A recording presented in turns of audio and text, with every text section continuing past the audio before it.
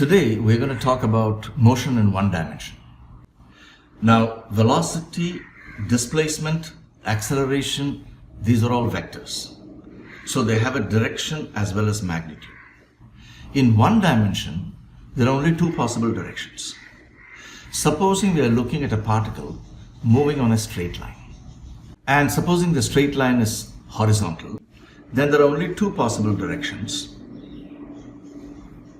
We are going to choose one direction arbitrarily as positive. Now let's take the rightward direction as the positive direction and the leftward as negative. Now to specify the position of a particle on this line, we need a coordinate system. So we need to pick a random point and we'll call that x equal to 0.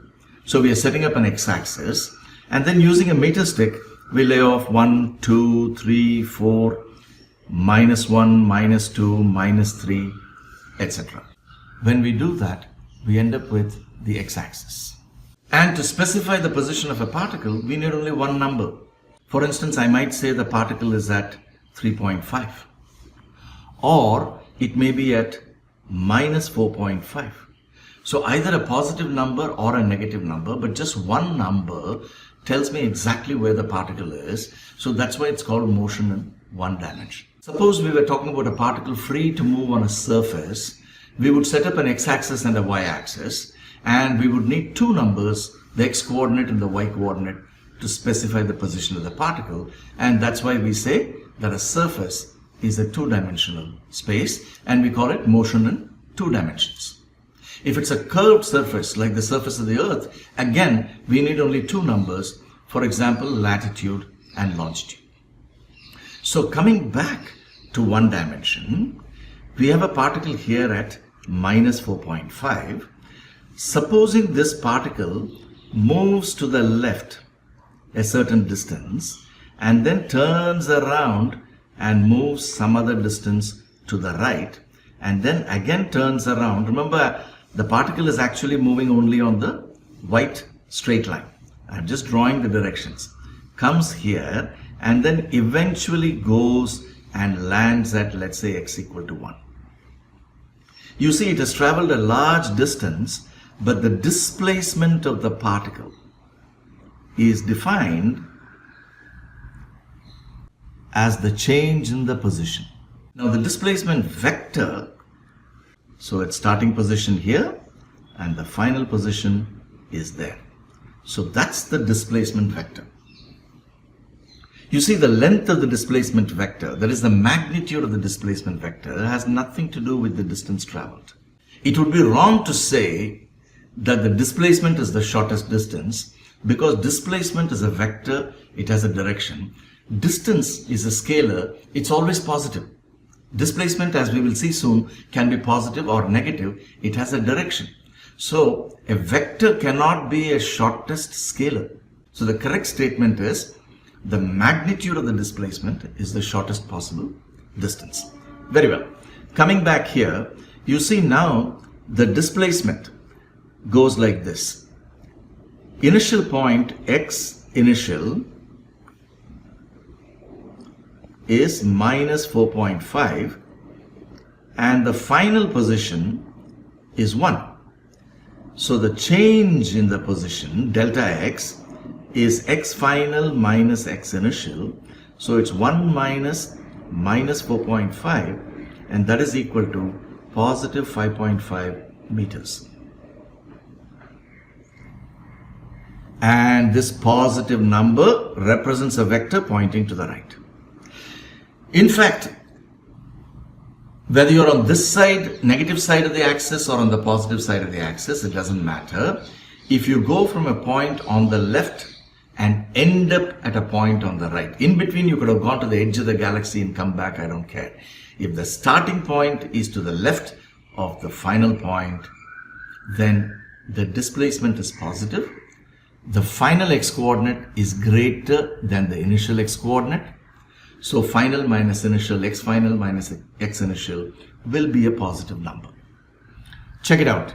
If I go from minus 4.5 to minus 3, the displacement would be negative 3 minus minus 4.5, that is equal to 1.5 meters, and that is this vector, which is positive. So if you start at a point and end up at a point to the right of it, your displacement is positive. If you start at any point and end up at the left of it, the displacement is negative, and it's represented by an arrow pointing left. In between, you could have gone anywhere and come back. The direction of the motion during the displacement, during that time interval, could have been sometimes positive, sometimes negative. That is irrelevant. Displacement talks only about the change in the position. It depends only on the final and the initial points. Let's come back to this original displacement going from minus 4.5 here to 1. Right? So first let me clean up the board a little bit. Suppose that this displacement took place over, let's say, 2 seconds. So it started at minus 4.5. If you remember, it went to the left, then went to the right, then came back, and then finally ended up on 1. Let's say it did all that in 2 seconds. Then we define the average velocity during this time interval as the displacement divided by the time interval. That is, displacement divided by the time interval. The time interval during which any displacement takes place is always going to be positive, because T final by definition is later than T initial. So T final is greater than T initial. Delta T is the time when it lands up at the final point, and T initial is the time when it starts at the initial point. So the time interval is always going to be positive. So if the displacement is positive, the average velocity will be positive, and the average velocity will be a vector pointing in the same direction as the displacement. If the displacement is negative, which means the final point is to the left of the starting point, in that case, the average velocity will also be negative, because we're dividing delta x, which is negative, by a positive number. That will be negative, and that will represent a vector pointing to the left. So now we have come to this final conclusion that positive displacements point to the right, negative displacements point to the left, and the average velocity points in the direction of the displacement.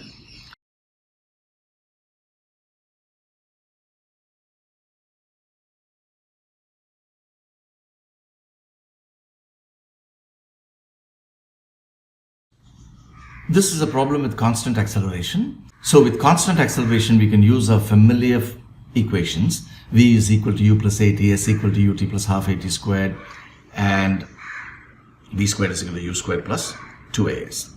So a particle moves on a straight line. So I'll draw a straight line here on the x-axis. And what we are given is the following information. The initial velocity is 20 meters per second. So straight away you know that the particle starts out with an initial velocity pointing to the right, because rightward is positive and it's plus 20 meters per second. Acceleration is minus 4 meters per second squared. So it's moving to the right but accelerating to the left. Remember, acceleration is also a vector. It points to the left. And here's the important thing. Acceleration always points in the direction of the force. If the force is to the right, the acceleration is to the right and it's positive. If the force is to the left, the acceleration is negative and points to the left. So, negative acceleration means the force is to the left. So the particle is moving to the right, but someone is pushing it to the left. So it's slowing down. It slows down, comes to a stop somewhere momentarily, and then turns around and picks up speed and goes faster. During the 8 seconds, let's find the displacement using the formula S equal to ut plus half a t squared. Keep in mind that S is not the distance traveled, it is the displacement. This is going to be 160 minus 2 times 64, 128, and that gives me, if my arithmetic is correct, 32 meters. So that means plus 32 meters, it ends up at this point. If I call this x equal to 0, it's going to end up at x equal to 32. What is the average velocity? Average velocity is defined as the displacement divided by the time interval during which the displacement took place. So that's equal to 4 meters per second. Now let's find the average speed. But before we find the average speed, it's possible that it went and came back. So we need to find out where it turned around. Okay, at the turning point, the velocity is 0. So let's put v is equal to u plus a t is equal to 0, and we get t is equal to 5 seconds. So at the end of 5 seconds, it has reached a turning point. Let's find out where. S is equal to u t plus half a t squared. So what does that give me? This is 100 minus 50, that is equal to 50 meters. So actually it went all the way to 50 meters, x equal to 50. So it went there and turned around and came back. Let's just confirm the second part of the journey from t is equal to 5 to t is equal to 8, what we get. At t is equal to 5, v is 0. So that's the initial velocity for the next 3 seconds. So for the next 3 seconds, s equal to ut plus half a t squared. That is equal to negative 18 meters. So the displacement after it turned around is minus 18 meters. So you can see 50 minus 18 is 32, as it should be. But then the total distance traveled is 50 plus 18. So 68 meters it traveled during 8 seconds. And so the average speed is, how much is that? 8 8s are 64, 8.5 meters per second. So you see in this example that the magnitude of the average velocity is not the average speed. In some cases it will be, but in general the magnitude of the average velocity will not be equal to the average speed.